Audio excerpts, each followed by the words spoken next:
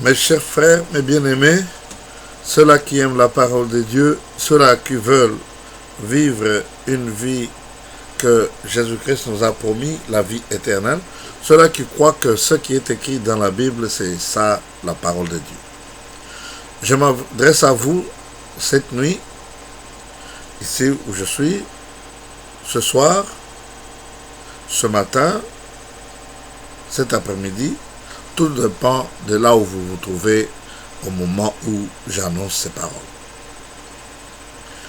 Nous savons que, comme il est écrit dans Matthieu, chapitre 24, à partir du verset 9 jusqu'au verset 14, la Bible nous parle des événements qui vont précéder la fin de temps. Comme je vous ai toujours expliqué qu'il faudrait faire la part des choses, qu'il faudrait faire la différence, qu'il faudrait comprendre les mots de la Bible. Il y a des conflits dans le monde, il y a des troubles, il y a des combats. C'est à cause de la malcompréhension des mots. Ce que quelqu'un prononce ne signifie pas a fortiori ce que vous comprenez.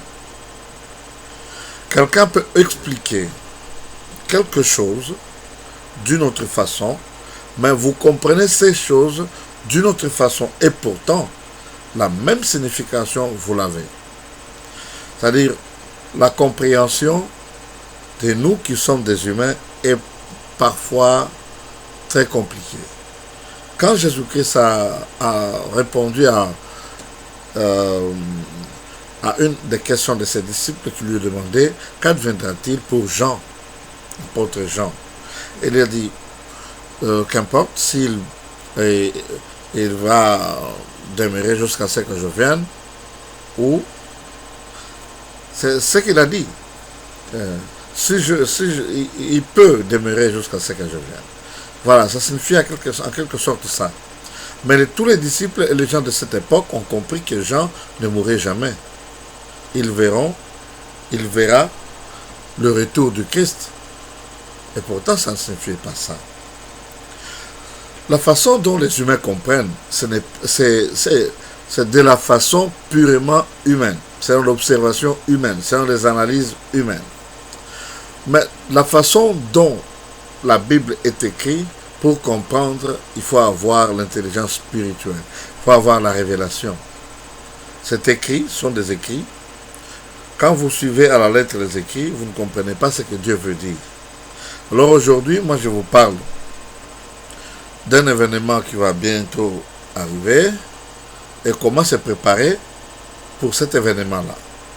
Quand le Christ partait, il a dit à ses disciples, restez à Jérusalem jusqu'à ce que vous allez recevoir le Saint-Esprit que le Père avait promis. Alors, vous serez mes témoins à Jérusalem, là où vous êtes, en Judée, en Galilée, en Samarie, jusqu'aux extrémités de la terre. Écoutez-moi très bien. Il nous a chargés d'une mission. Mais avant d'entamer cette mission, il y a un préalable. Attendez à Jérusalem jusqu'à ce que vous recevrez la promesse du Père, l'avènement du Saint-Esprit. Lorsque vous serez remplis du Saint-Esprit, alors vous serez les témoins du Christ. C'est-à-dire témoigner que Jésus était mort, il est ressuscité. C'est ça le message du christianisme. C'est ça le centre du message. C'est le message que nous annonçons jusqu'à la fin du monde, jusqu'à la fin des temps.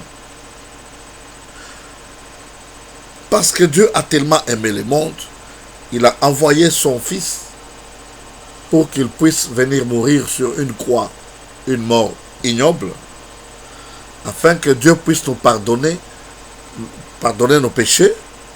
Il a été ressuscité le 3e jour, parce que c'est lui qui a donné sa vie pour la reprendre. Il a été ressuscité, nous devons témoigner qu'il est vivant. C'est ça. Vous serez mes témoins. C'est témoin de ce qu'il a fait sur la croix.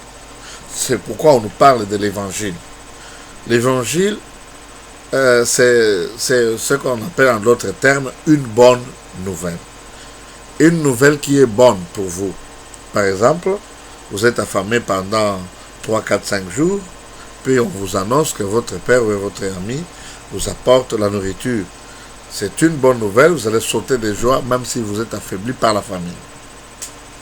Ici, parce que nous sommes tous perdus, nous vivons dans la misère, nous vivons dans des problèmes, dans des querelles, dans des stress, des soucis tous les jours, des combats, des mésententes.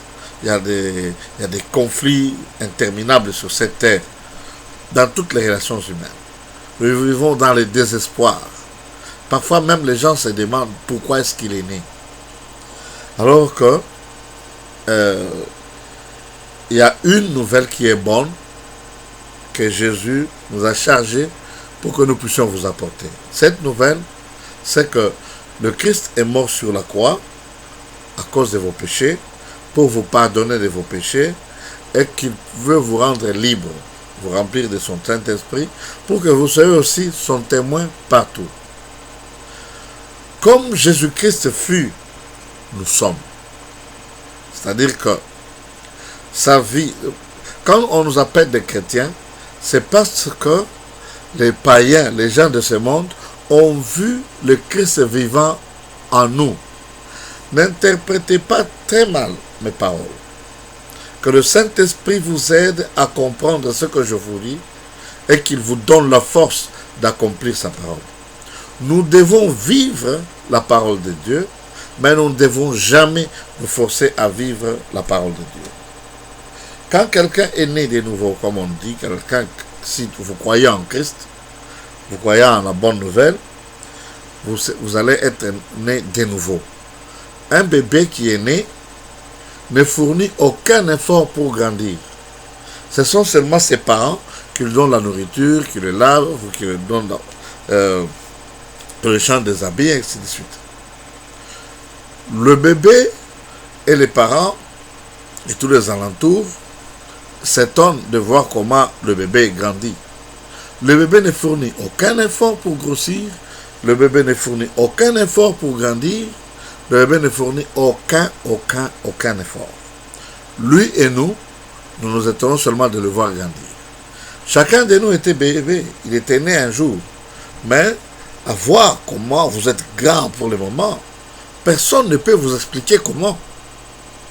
Mais en tant que parents, nous savons que nous avons fait notre devoir à vous nourrir, vous laver, ainsi de suite, à pourvoir à vos besoins. C'est ce que quand quelqu'un est né de nouveau et qu'il continue à fournir des efforts, combattre contre le péché, celui-là n'est pas encore né de nouveau. Quand vous êtes né de nouveau, vous allez voir que votre vie a changé. Tous ces prédicateurs-là qui ont une mauvaise vie, ou tous ceux-là qui se disent enfants de Dieu qui ont une mauvaise vie, qui luttent encore contre les péchés, ne sont pas encore sauvés. Alors il faut croire à l'évangile du royaume des cieux et avoir la vie éternelle. Voilà, je vais chanter une chanson avant de continuer le message.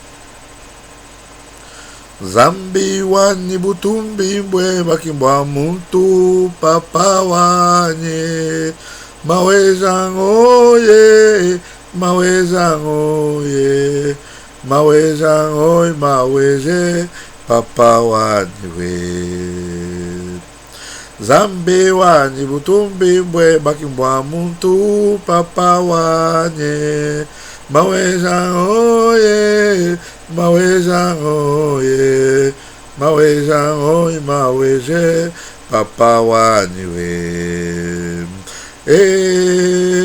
Zambi wa moyo uzana we ekelekele Zambi wa moyo uzana we Zambi wa moyo papa wani wa moyo uzana we ekelekele Zambi wa moyo uzana we Zambi wa moyo mulengana tetu kumwembira uzana we kelekele Zambi wa moyo uzana we Zambi wa moyo Zambi wa petero niyone uzana we ekelekele Zambi wa moyo uzana we Zambi wa moyo papa wanyu wabachishile ozana we ekelekele Zambi wa moyo ozana we Zambi wa moyo papa wanyu wabachishile ozana we ekelekele Zambi wa moyo ozana we Zambi wa moyo papa wanyu wa moyo ozana we ekelekele Zambi wa moyo ozana we Zambi wa moyo jiba jaka nija kwimbe ozana we ekelekele Zambi wa moyo ozana we Zambi wa moyo jiba jaka nija kwimbe ozana we kelekele Zambi wa moyo ozana we Zambi wa moyo papa wanyu wa moyo ozana we ekelekele Zambi wa moyo ozana we Zambi wa moyo papa wanyu wa moyo ozana we ekelekele Zambi wa moyo ozana we Zambi wa moyo papa wanyu wa moyo ozana we moyo Zambi wa moyo lengana tetu kumwimbila ozana we Zambi wa moyo ozana we Zambi wa moyo ozana we Zambi wa moyo ozana we mamoyo Zambi wa moyo tatunchilo we mamoyo Zambi wa moyo taungala we mamoyo Zambi wa moyo taungala we mamoyo Zambi wa moyo jiba jaka nija kwimbe Zambi wa moyo papa wanyu wabachishile Zambi wa moyo taungala we mamoyo Zambi wa moyo taungala we mamoyo Zambi wa moyo taungala we mamoyo. Amen. Que le Saint-Esprit vous aide à comprendre ce que je vous annonce en ce moment. Chacun de nous, tous ceux-là qui sont nés, tous ceux-là qui sont sur cette terre, c'est Dieu qui les a envoyés, chacun avec une mission appropriée.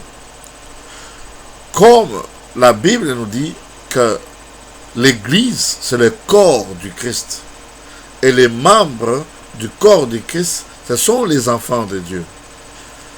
C'est-à-dire, lui, il est l'olivier, il se compare à un arbre d'olivier, et nous, nous sommes ses branches.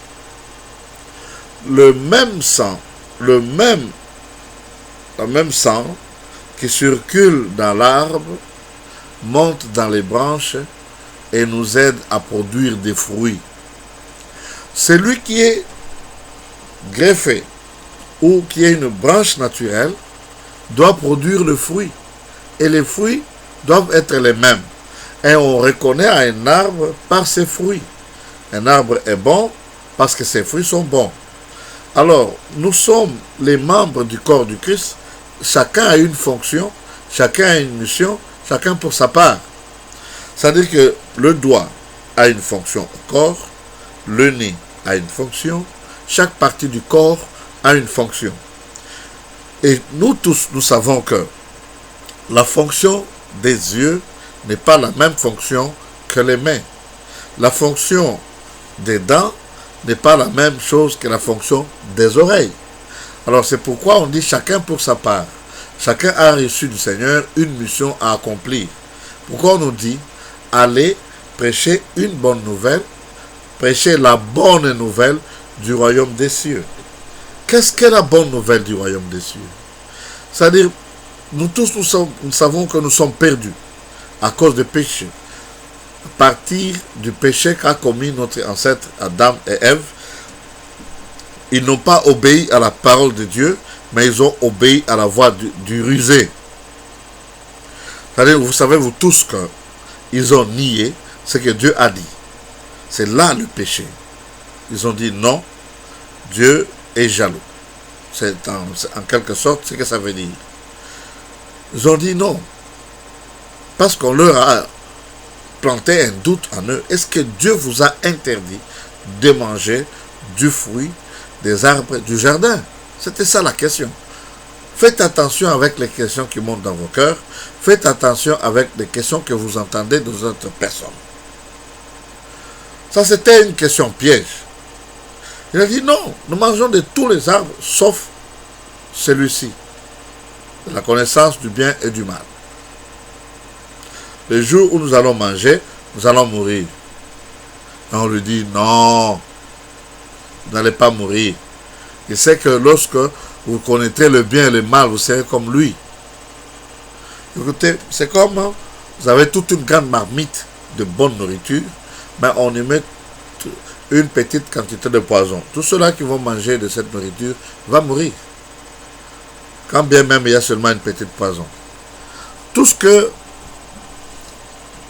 la dame Ève a compris n'était pas faux. En mangeant ce fruit, il serait comme Dieu.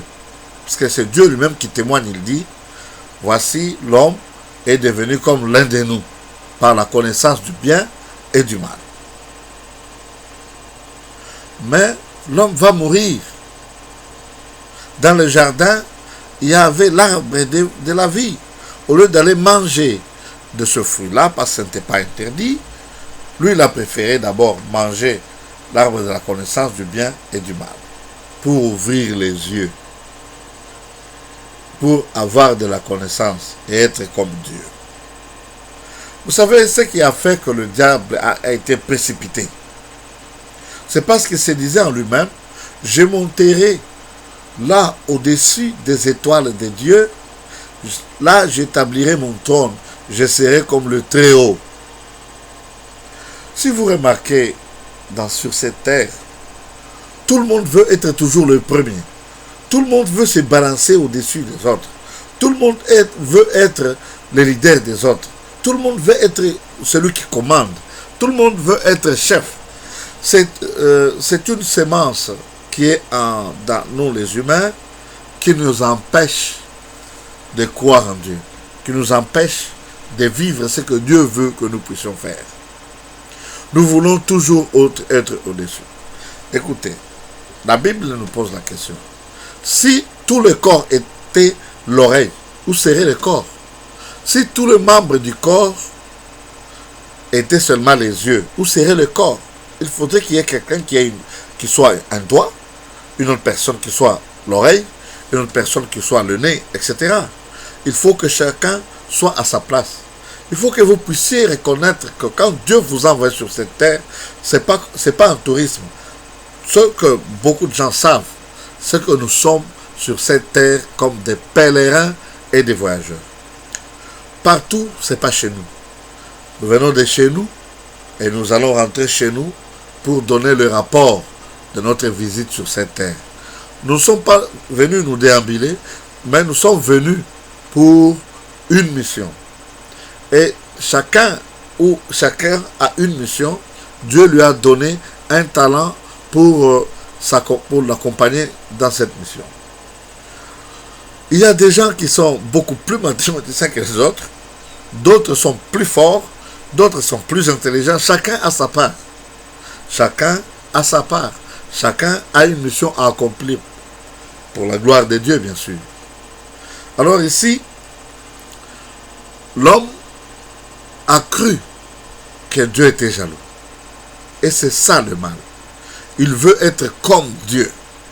Et pourtant, il y avait l'arbre de la vie. C'est ainsi que Dieu l'a empêché de vivre dans le mal éternellement. Donc, empêchons-le de prendre de l'arbre de la vie et de vivre éternellement dans le mal. On l'a chassé du jardin vers la terre d'où il a été tiré. Cette affaire doit nous interpeller à nous tous. Mes explications sont claires. J'aimerais que chacun comprenne dans un langage clair et simple. Si vous avez des questions, vous écrivez, parce que je vais poster cette vidéo sur YouTube, là où ma chaîne de YouTube c'est Apôtre Dou Demichabou. C'est-à-dire, apôtre signifie tout simplement un envoyé. Je suis envoyé, toi aussi tu es envoyé. Tu n'es pas en tourisme sur cette terre. Chacun a été envoyé sur la terre pour une mission. Alors, on peut le dire Moutoumé, on peut le dire envoyé, on peut le dire apôtre, n'importe quoi, seulement un titre que quelqu'un se donne pour se rappeler de la mission que Dieu lui a donnée, lui a confiée pour accomplir sur cette terre. Et c'est Dieu qui nous rend capables d'être à la hauteur de la tâche qu'il nous a confiée. Maintenant, cela est dit, et la compréhension que Dieu vous donne le pouvoir de comprendre selon la compréhension de Dieu lui-même. Ne le comprenez pas selon les explications théologiques ou selon vos impressions, mais comprenez-les selon la pensée de Dieu. Dieu, en vous envoyant sur la terre, il ne vous a pas envoyé pour venir souffrir, mais il y a des choses par lesquelles nous devons passer qui va nous purifier, qui va nous rendre capables d'être semblables à Dieu et de vivre avec Dieu éternellement. Il nous a dit, je m'en vais vous préparer une place. C'est-à-dire au ciel, il n'y a personne. Il n'y a que les êtres qui sont au ciel. Il a dit, personne n'est monté au ciel si ce n'est celui qui est descendu du ciel et qui rentre au ciel. Alors lui, il est allé nous préparer une place. Il n'y a pas de polémique. Il viendra nous prendre pour que là où il est, nous y soyons. Mais il a dit que nous serons ses témoins. Mais avec une seule condition, attendez le Saint-Esprit. Il a fait presque 30 ans sur cette terre. Ce qu'on dit, les autres disent la vie cachée de Jésus. Il a fait presque 30 ans. Alors, il est allé chez Jean-Baptiste, Jean-Baptiste l'a baptisé. Le ciel s'est ouvert. Le Saint-Esprit est descendu sur lui. Il fut rempli du Saint-Esprit. Et la Bible nous dit que la mission du Saint-Esprit, le Saint-Esprit vient pour convaincre le monde du péché, de la justice de Dieu et de la vie. Le plus grand problème que je veux, c'est que personne ne peut être convaincu du péché si ce n'est par le Saint-Esprit. Quand quelqu'un est convaincu du Saint-Esprit, c'est pour quand on lui dit « Repentez-vous », ce n'est pas un problème pour lui. Lui va même pleurer devant Dieu, il va se repentir, parce qu'il comprend qu'il est pécheur. Tout le monde a péché, et tout le monde est privé de la gloire de Dieu. Et il n'y a que ce que Jésus-Christ a fait sur la croix qui nous donne la vie éternelle, qui nous donne le pardon des péchés. Lui, il a dit, Père, pardonne-leur, car ils ne savent pas ce qu'ils font. Nous vivons et nous croyons que c'est ça la vie. Vous voyez les autorités dans des pays, ils détournent l'argent de l'État, ils tuent les gens, ils détruisent la vie des autres, ils abusent de leur pouvoir. Pour eux, c'est normal. Mais ce sont des péchés qu'ils commettent. Ils s'enfoncent dans les gouffres. Et les derniers jours, ils seront jetés dans le temps de feu et des souffrances. Maintenant, nous sommes sur cette terre comme des étrangers. Même si nous disons que nous sommes des Aïrois, ou des Congolais, ou des Zambiens, ou des Français, ou n'importe quoi, nous sommes tous des étrangers sur la terre. Tout ce que nous avons trouvé sur cette terre, nous allons les laisser. Même si vous accumulez des richesses, des avions, des villas, des véhicules, vous avez beaucoup d'argent dans les comptes en banque. Vous êtes encore vivant, mais ça ne vous appartient pas. Ça, il faut le savoir. L'argent se trouve en banque. Quand vous dormez, vous êtes comme un homme mort. Quelqu'un peut venir prendre et s'en aller. Parce que ce qui vous appartient, c'est votre corps. Par exemple, le doigt m'appartient. Là où je suis, mon doigt est là. Mais là où vous êtes, votre argent n'est pas là. Quand vous dormez, vous dormez. Vous devenez inconscient.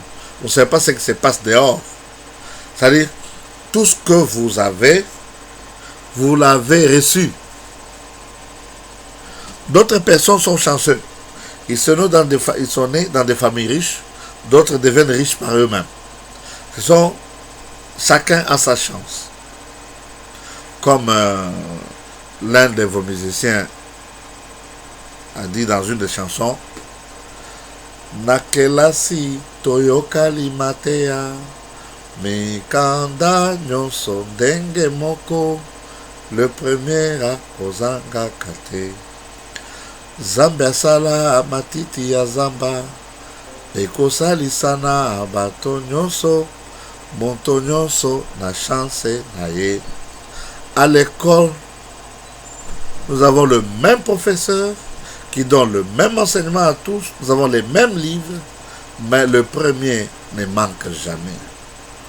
Si tu n'es pas le premier, t'inquiète pas. Tu as une mission à accomplir. Si tu n'as pas d'argent aujourd'hui, peut-être que Dieu ne veut pas que tu aies de l'argent. J'ai vu des gens, quand ils ont eu des richesses, ils ont abandonné leurs femmes et leurs enfants, commencent à épouser, faire l'ambiance, et ils sont morts dans l'ambiance. Tout ce qui nous arrive, c'est pour notre bien. Dieu a un plan pour chacun de nous. Ce qu'il faut, c'est laisser entre les mains de Dieu. Tout ce que nous avons, nous l'avons reçu. C'est que la Bible dit, qu'est-ce que tu as que tu n'as reçu? Tu es bourgmestre, tu as reçu ça. Tu es gouverneur, tu l'as reçu. Tu as des maisons, tu as reçu. Tu n'es pas né avec tout ce que tu as. Comme le feu maréchal disait, qu'il n'y a pas de pays pauvres et de pays riches. Il y a seulement des pays qui sont avancés en équipement et d'autres qui sont moins avancés. Parce que, comme dirait par exemple, le Congo est moins avancé que l'Angola. L'Angola est moins avancé que l'Afrique du Sud. L'Afrique du Sud est moins avancée que la France. La France est moins avancée que la Russie, etc. C'est-à-dire, ce que vous êtes aujourd'hui, ce n'est pas ce que vous serez demain. La vie est en mutation. La vie est en perpétuel changement. Et chacun a une mission à accomplir. Vous n'êtes pas au hasard sur la terre. Vous n'êtes pas au hasard. Même dans l'église où vous êtes. Je ne vous demande pas de quitter l'église. Nous le disons souvent, Mamboniro. C'est-à-dire, ce que le cœur va te convaincre de faire. Parce que Dieu parle à ton cœur. Quand il te parle en songe, parfois tu as des doutes. Dieu ne peut pas envoyer quelqu'un qui était mort, il revient à la vie pour vous dire ce que Dieu veut. Non. La connaissance de ce que Dieu veut se trouve dans ton cœur. Le cœur vous empêche de voyager, vous vous sentez mal à l'aise, vous dites je ne voyage pas, vous restez à la maison. Le soir, vous entendez que le bus que vous allez prendre là a fait un accident, tout le monde est mort. Vous dites, oh, merci Seigneur. Et pourtant, vous étiez très, très attristé à cause que vous avez raté ce voyage. Tout concourt au bien de ceux qui aiment Dieu. Et il n'y a aucun mauvais songe. Tous les songes sont bons. Même si vous songez que vous voyez un songe, que vous êtes devenu très pauvre, Dieu vous avertit que si vous ne faites pas attention, si vous n'invoquez pas son nom, vous allez finir par devenir très pauvre. Il vous avise déjà. C'est ça. Dieu nous parle, tantôt d'une manière, tantôt d'une autre. Dieu utilise n'importe qui, n'importe quoi pour nous parler. C'est à nous maintenant de comprendre la voix de l'Éternel. Dieu a parlé à Moïse au travers d'un buisson ardent. Il a parlé à Balaam au travers d'une âme. Dieu parle tantôt d'une manière, tantôt d'une autre. Mais les humains ne font pas attention. Nous sommes créés à l'image de Dieu, selon sa ressemblance. Mais ce que Dieu veut, que nous puissions reconnaître que nous sommes des pécheurs. Tout ce que nous faisons est mauvais. Et si nous croyons à l'œuvre qu'il a accomplie sur la croix, alors à ce moment-là, il nous sauve gratuitement. C'est gratuit qu'il nous donne la vie éternelle. C'est gratuitement qu'il nous pardonne. C'est gratuitement qu'il fait de nous ses enfants. Et quand nous sommes nés de nouveau, c'est-à-dire nous sommes convaincus par le Saint-Esprit que nous sommes des pécheurs. Si nous demandons pardon, alors c'est le Saint-Esprit qui nous convainc de la justice de Dieu. Nous sommes convaincus que nous sommes justifiés. Et la justification que Dieu nous donne, c'est une justification gratuite. Tout ce que vous avez, ne vous enorgueillissez pas. Ne cherchez pas toujours à être plus haut. Dieu va vous précipiter. Dieu n'aime pas les gens qui veulent être au-dessus des autres. Si Dieu vous donne une mission d'être quelqu'un au-dessus des autres, c'est une grâce que Dieu vous a donnée. Ne méprisez pas les autres. Que les autres n'envient pas votre poste. Parce que tout le corps ne sont pas le nez. Il y a le nez, il y a les yeux, il y a la bouche. Chaque partie du corps a une mission à accomplir. Comprenez-moi très bien ce que je dis. L'évangile du royaume des cieux, c'est la bonne nouvelle que Dieu nous apporte. Que je vous apporte en ce moment même. Ce que vous écoutez, c'est déjà la bonne nouvelle.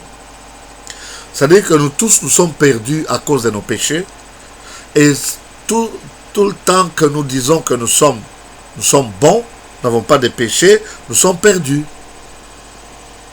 Parce que nous commettons des péchés. Il nous arrive de nous fâcher. Il nous arrive d'injurier, d'insulter, d'envier, d'être au-dessus des autres, etc., etc. Mais c'est à cause de nos péchés que Jésus-Christ a accepté de mourir sur la croix.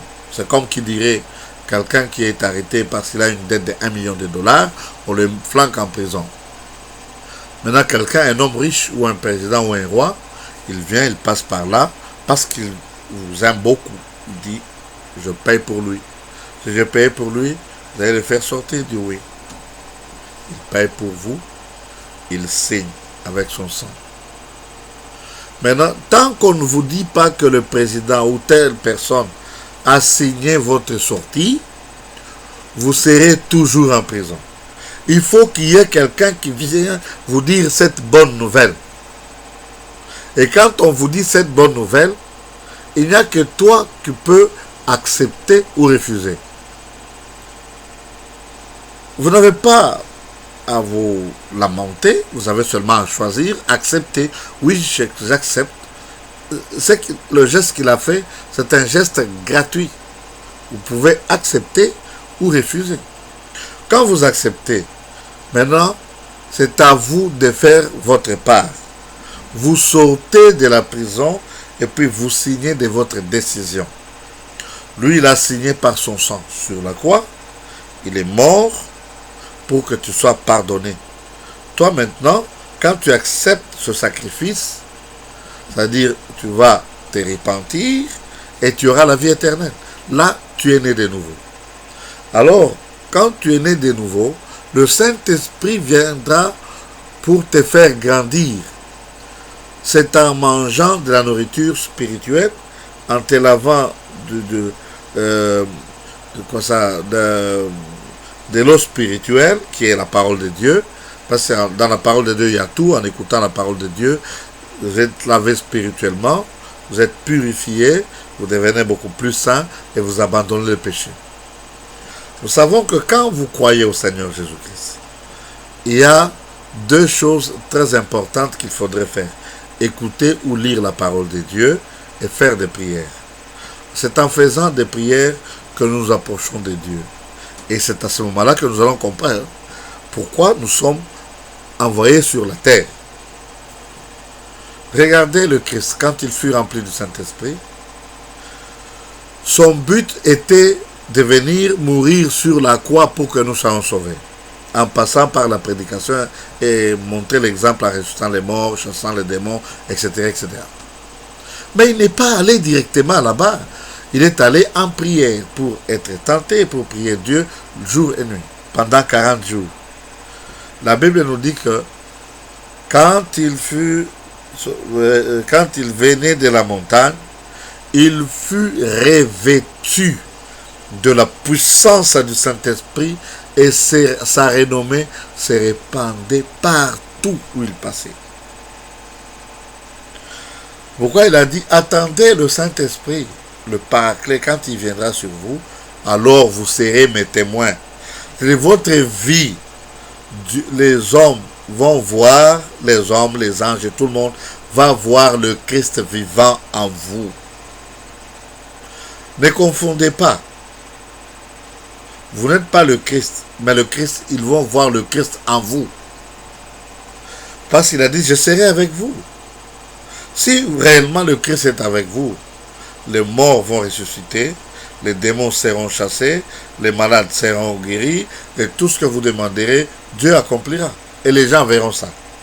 C'est pourquoi la Bible dit, allez partout dans le monde entier, prêchez l'évangile du royaume des cieux, pour servir de témoignage aux nations.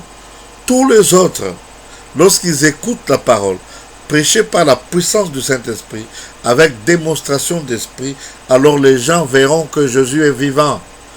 Ils vont voir que Jésus est vivant. C'est-à-dire, tu témoignes de la vie de Jésus, qu'il est vivant. Il était mort, bien sûr, il a été ressuscité, et pour le moment, il est vivant. Que Dieu vous bénisse. Merci et à la prochaine. Na vitu vyote vitabaki duniani. Yesu asifiwe. Haleluya.